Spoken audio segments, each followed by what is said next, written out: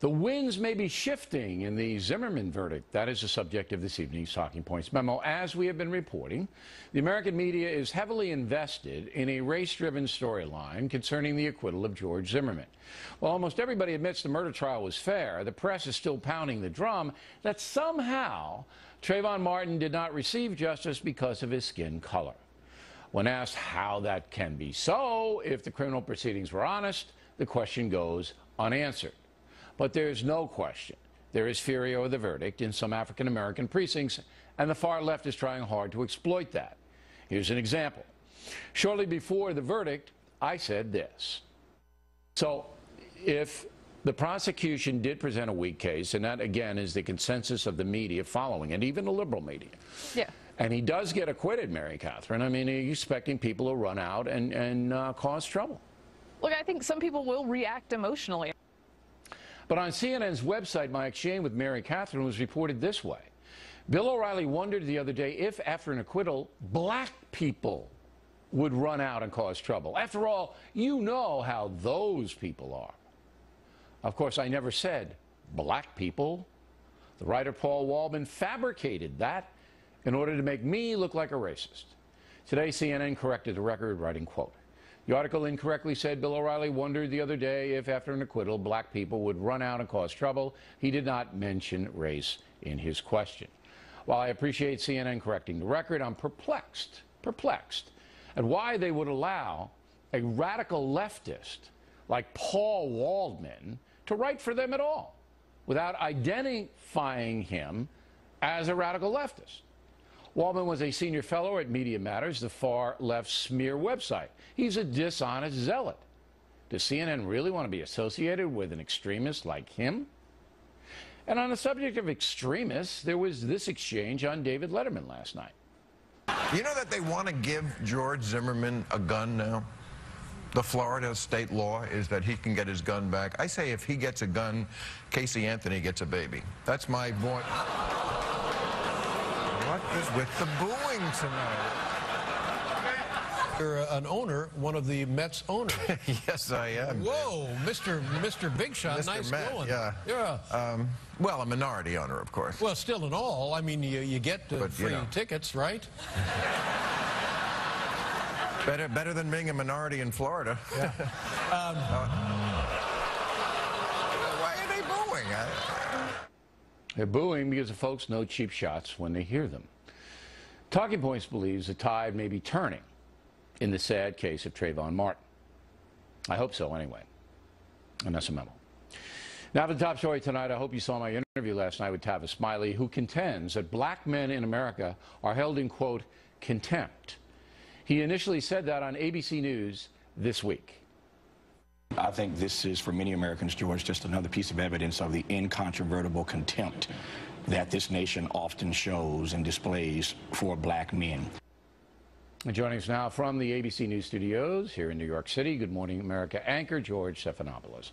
Hey, so why didn't you challenge him on that, George? Well, actually, right when he finished that statement, I said that wasn't the question in the courtroom. I said we can have the debate about what you're saying, but that wasn't the question in the courtroom.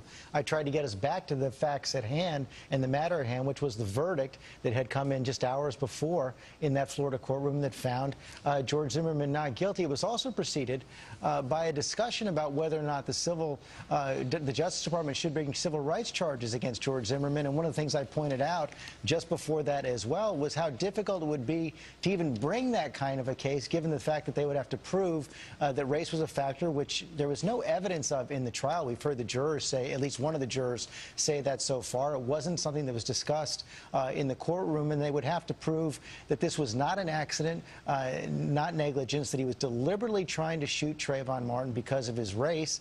And I said that's a very high bar, and I think if you look at the facts right now, it's going to be very, very difficult for the Justice Department to bring that kind of case, which was one of the things we were discussing in and around Tavis Smiley's comment right there. So I think that, you know, we can have lots of different debates coming out of this case, but one thing I think you and I can agree on, Bill, is that we first have to pay attention to what was at issue in the courtroom, what was discussed in the courtroom, what the evidence was in the courtroom, and what the law is in Florida. All right, but I think we're at the point now, not only in this case, but in just in general, where and I like Tavis, and he's a stand-up guy coming on, okay? But I don't think you can allow him to say that black men are held in a contempt in America, that American society is contemptuous of black men. That's false. And I told him to his face last night it was fallacious, it was wrong, it's irresponsible of him to say it. I think when people start to say these things, that you and me and all the other people who have responsibility to run our programs in a fair manner have to say, hold it, hold it. I don't see it that way. All right, you may see it that way, but I don't see it that way. I think that's a fair, it's sort of like criticizing somebody for a book they didn't write. I mean, I take your point, though. I mean, you can have, because you can have so many different debates coming out of this incident. I think it's fair to say that is one. All right, but look, you might be missing my point here a little bit. It's not even a matter of journalism; it's a matter of patriotism. You don't believe that America holds black men in contempt, and generally speaking, do you? I think there are some incidences where Americans do. I think there's no question about that. Generally speaking, let me finish my sentence, Bill. I was just going to say, on the other hand, you could point out the fact that America is now elected and re-elected an African American president. All right, so I don't want to put words in your mouth. I want you to answer the question. Do you believe America in general holds black men in contempt? Yes or no? I don't like the way the question is posed, to tell you the truth. I think that's the question. That's what Tavis Smiley is asserting. That's what he's alleging. And it sounds like you had a good debate with Tavis over right, that. You don't want to answer it. You don't want to answer it. But my responsibility is not just as a commentator. All right, it's basically to stop propaganda, and that's what I consider that to be. Cold.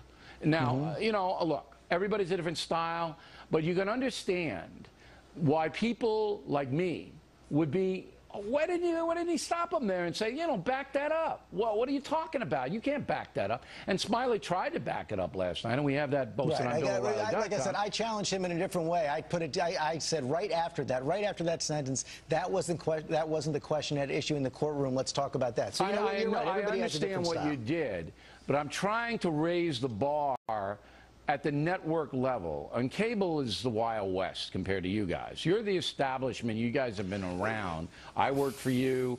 I know how it goes down. But I think that in this country now, that there is a strain of hatred toward the United States of America. And I think that strain of hatred has to be challenged by responsible news organizations. Yeah, I want to hear what Tavis has to say. I wouldn't have put him on if I didn't. I don't mind him saying that, but I'm going to get right in his face.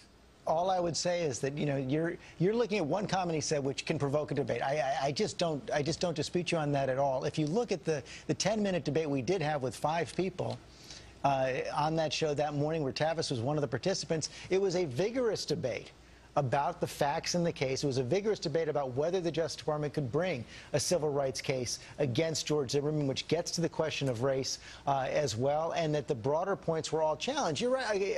I'll take your point that specific statement from Tavis did not create its own debate, but we covered a lot of other ground where we had a lot of contentious exchanges there. All right, George. It's always good to talk to you. Very lively. Thank you for taking the time.